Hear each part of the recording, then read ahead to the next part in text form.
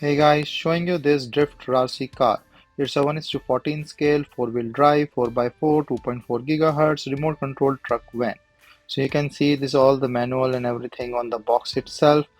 So this is also a drift car and is a racing car with the LED lights. So manual, these are the drift tires or the remote here. So which needs two AA batteries. I will just put it later on.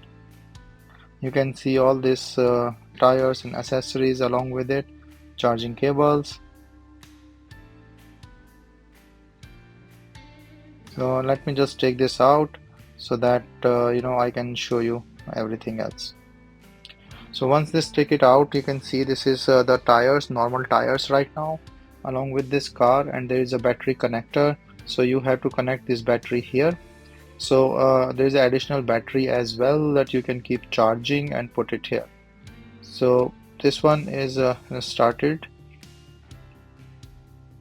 and the LED lights and everything you can see here. So it's very light plastic on the top, and these are the drift tires. So if you want to have a drift, you need to replace these tires. So there are 4 drift tires and 4 normal tires, and this is the the other battery thing that you can charge. And the screwdriver is given here so that you can put in this or change the tires. So just change this one to take out these tires, put the drift tires.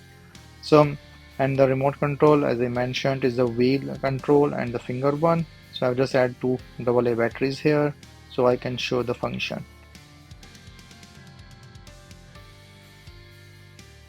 So the remote control, and this is good, and then just connect well.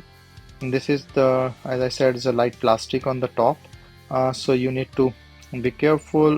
Maybe like it is just for the racing thing, so make it more light and the drift thing. So you can see like with the tire that how this finger is working up and down, and then for the wheel it's turned. So speed is fast, that I can say, and controls well with the remote control.